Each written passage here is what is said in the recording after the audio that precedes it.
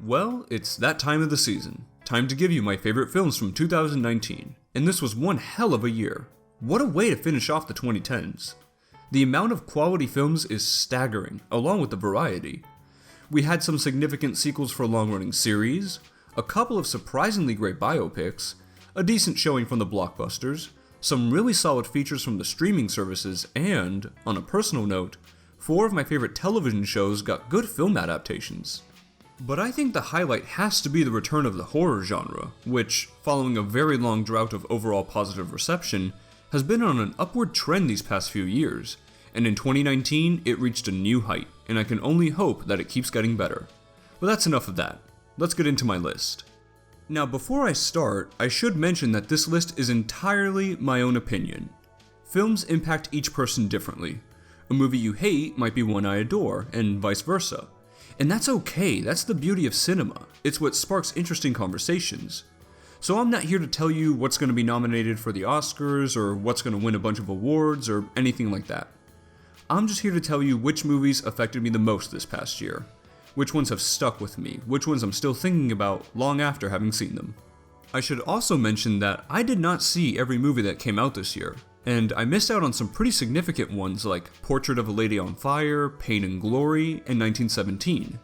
Naturally, you probably won't agree with some of my choices, maybe most of them, and whether you do or don't, I encourage you to let me know what your favorite movies from 2019 are in the comments below. I really like hearing what other people have to say about this. But without further ado, let's dive right in with my honorable mentions, and I have quite a few. El Camino, a Breaking Bad movie. A continuation of one of the best television series out there that brings a compelling conclusion to Jesse Pinkman's story.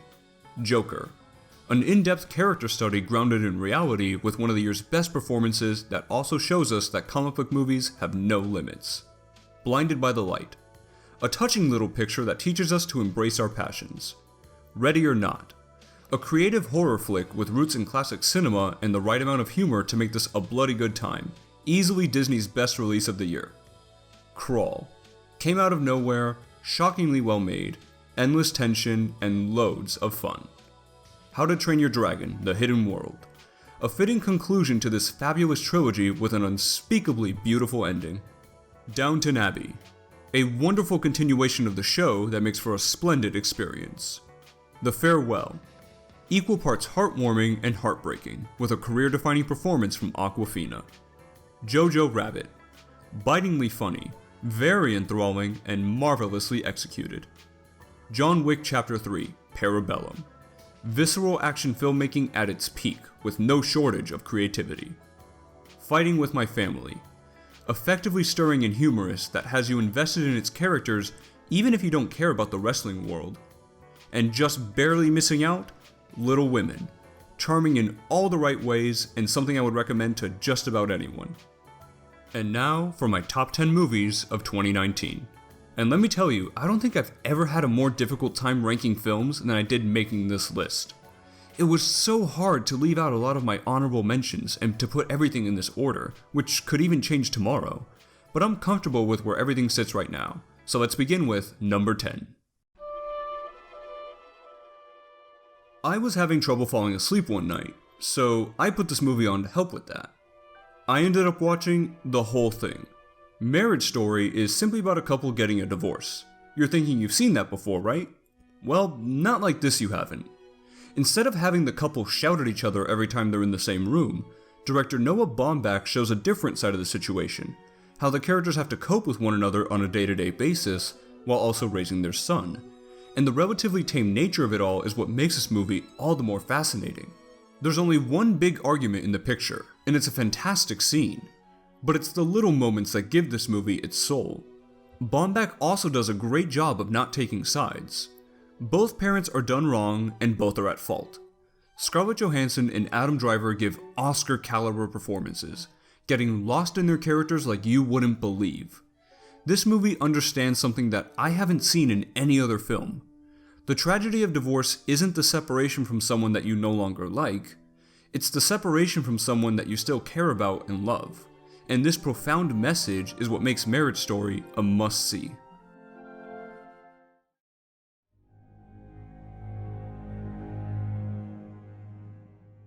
This movie had the impossible task of being an adaptation of a Stephen King novel that's the sequel to his book The Shining, while also being a sequel to Stanley Kubrick's The Shining, one of the most revered films ever made, and a movie that Stephen King hated. I don't know why Mike Flanagan was crazy enough to take this job, but I'm happy he did because Dr. Sleep is excellent. It follows Danny Torrance decades after the events at the Overlook Hotel, and his arc throughout the film is phenomenal. This is mostly a pretty quiet and subtle feature until the final act, but that's what I admire about it. It's more concerned with telling a good story and being unique than capitalizing on the fame of its predecessor. They didn't even call it The Shining 2 or anything like that. They used the actual book title. That deserves some praise. One of the coolest things about the film is how much time we spend with the antagonists. We get to know them so well that we end up getting attached to them to a certain degree. That's just awesome. The horror elements are implemented skillfully, there's a surprising amount of heart thrown in, and despite its slow pace, the movie hooked me from start to finish. What do you get when one of cinema's greatest directors is working at the top of his game? The Irishman is your answer. Martin Scorsese returns to the crime gangster genre in full force, but takes a different approach this time. If you expected something fun and high-spirited in the vein of Goodfellas, then you'll get that, but not for long. This movie is incredibly meta, with the runtime playing into the themes of the picture. The Irishman deals with mortality and loneliness and regret, and after all the fun is had in the beginning, the remaining hours start to settle in and weigh on you, much like it does on the characters. This is a very pensive film that breaks down the humanity of its mobsters. Unlike other mafia movies, there's nothing glamorous here. The contemplative somberness that permeates throughout the feature makes it something really special. Also making it special is the all-star cast, with Robert De Niro, Al Pacino, and Joe Pesci working at the height of their talent. Scorsese's crime epic is unexpectedly moving and needs to be watched again and again to be fully appreciated.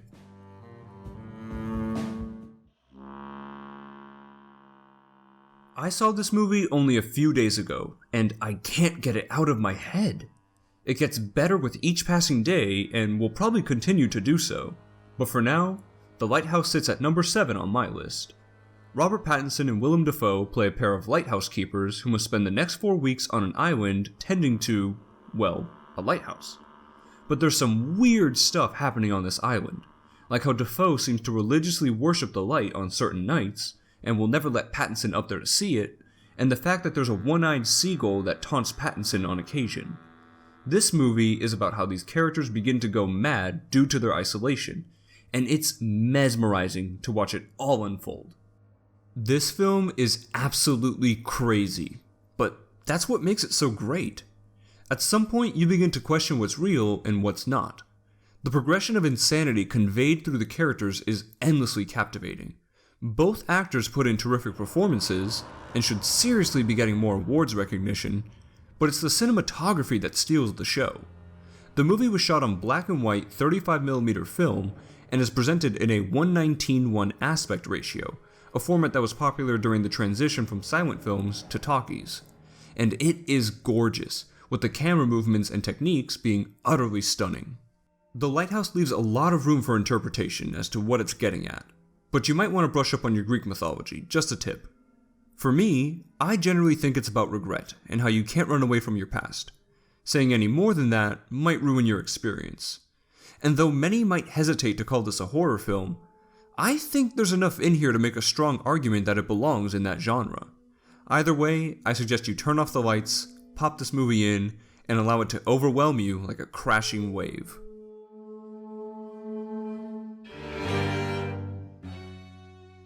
I've always loved good old-fashioned mysteries, specifically those from the golden age of Hollywood.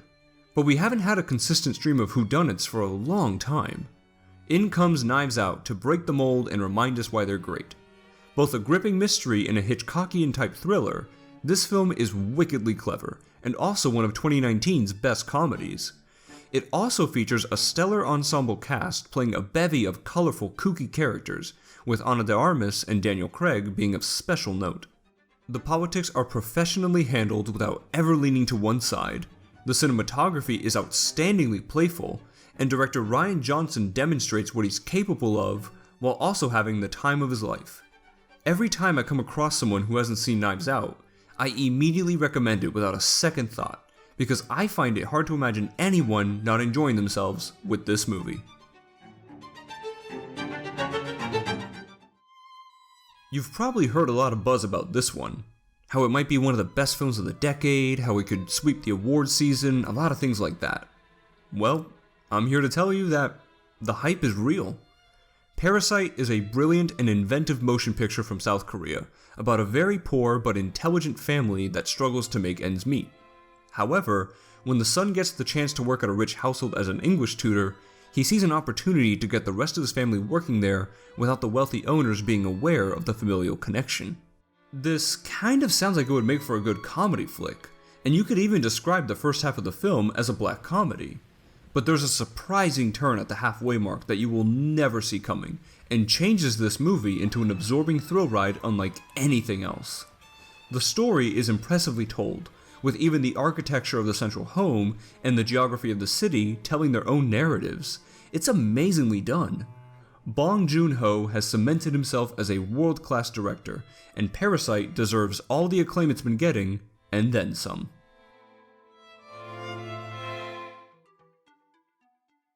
This is a film that came to my attention through a Facebook ad.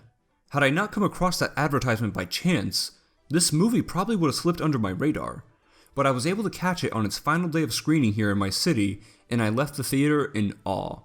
Promare is a sweeping visual and auditory experience bolstered by an exceptional story featuring a tyrannical government oppressing a superpowered minority. What I love about this picture is that every aspect of it has personality. It's stylish as hell. The characters are distinguished even if not prominent, the visuals are one of a kind and exaggerated, and the music is just so sublime. I still listen to the album on almost a daily basis. I know a lot of people out there think that animation is only for kids or is somehow lesser art, but that's simply not true. There are animated movies out there that adults can engage with, and Promare functions for both younger and older audiences. I'm not saying I would recommend this to everyone, but if you're looking for a roaring good time with interesting character dynamics and enthusiastic action, then this is the movie for you. My number 2 and 3 picks have been battling it out for months, but their ranking has been consistent in all that time. However, there's been a last-second swap that places this movie at my number 3. Of course, this could change again tomorrow, or a week from now, so let that be a testament to how tremendous these next 2 movies are. Jordan Peele's sophomore effort about evil doppelgangers terrorizing a family is just as good, if not better, than his first feature, Get Out. It contains tons of symbolism that foreshadows events in the film, lends a better understanding to the narrative, and expands upon the themes of class difference that are so prevalent. Part of the fun of watching this film is trying to point out all the various hints and signs. This is a movie that takes its time before going all out with its premise, and that slow build makes the preceding events all the more effective. Peele also incorporates some great humor to balance out the crazy amount of suspense and tension, and the number of twists and developments allow it to escalate all the way through to the credits. I also have to mention Lupita Nyong'o, who gives one of the best, if not the best, performances of the year. My eyes were glued to the screen from the chilling introduction, and I went home constantly thinking about the picture and all its possible meanings. I'm still coming up with theories and picking up new things. Us is a film that demands to be rewatched and analyzed, as multiple viewings provide new ways to contextualize this masterful movie.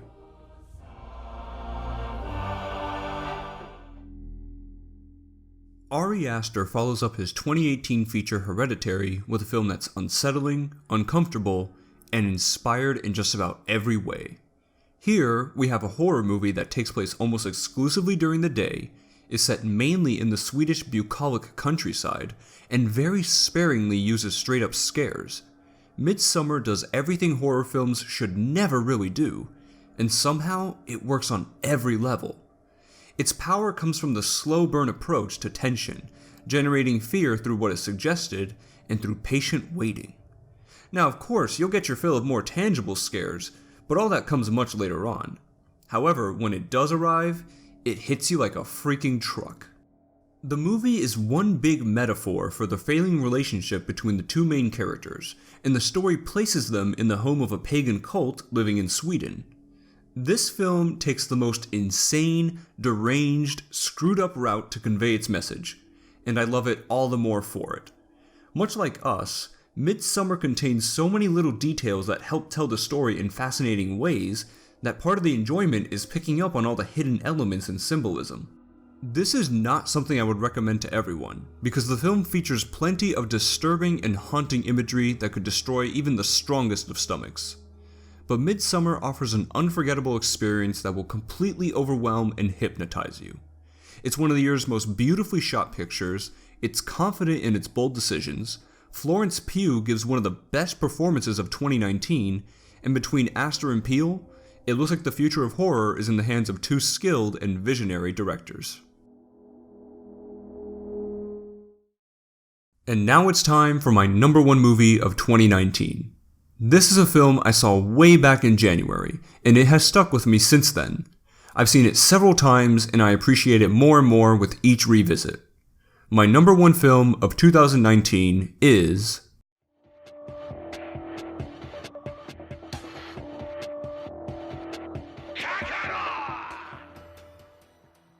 That's right, Dragon Ball Super: Broly. Now before you dismiss this as some vapid Japanese cartoon, let me remind you that this is my list of the movies that impacted me the most this past year, and nothing hit me harder than this picture. So let me tell you why I love this film. As you could probably tell by now, I'm a huge Dragon Ball fan. It's one of my 5 favorite television shows, and I can't get enough of it.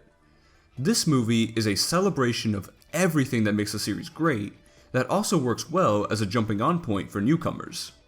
I can talk about the unrivaled action that transcends the screen, or the rousing music that ignites your adrenaline, or the gorgeous art style that's a feast for the eyes. But what gets me the most about this movie is the passion that fueled it. The love for this property is apparent in every frame, and the effort behind it definitely shines through. The dedication to honoring a 35-year legacy, while also introducing new ideas and concepts, comes together magnificently. Dragon Ball Super: Broly fires on all cylinders, from the animation, to the expansion of lore, to the voice acting, for which Ben Shimada and Vic Mignogna deserve special credit. Some of my favorite things are the new multicolored transformations, the song Blizzard, which is an absolute bop, and that awesome mid-fight POV shot. This movie might not mean much to many of you, but it means the world to Dragon Ball fans. It's not going to be nominated for a bunch of awards or be included in Best of the Decade lists or anything, but it's the film that affected me the most in 2019, and putting it anywhere other than number one on my list would just be dishonest. So, those are my picks for the top 10 movies of 2019. Let me know what yours were in the comments below. And here's hoping that 2020 will bring us another great year in cinema. Thanks a lot for watching. If you liked the video, then please consider giving it a thumbs up and subscribing to my channel for similar content, because that would really help me out. You can also follow me on Twitter at MiamiMovieMan, and if you want to keep up with what I'm watching, then go ahead and look me up on Letterboxd as well. I'm the Miami Movie Man, and I'll see you in the next video.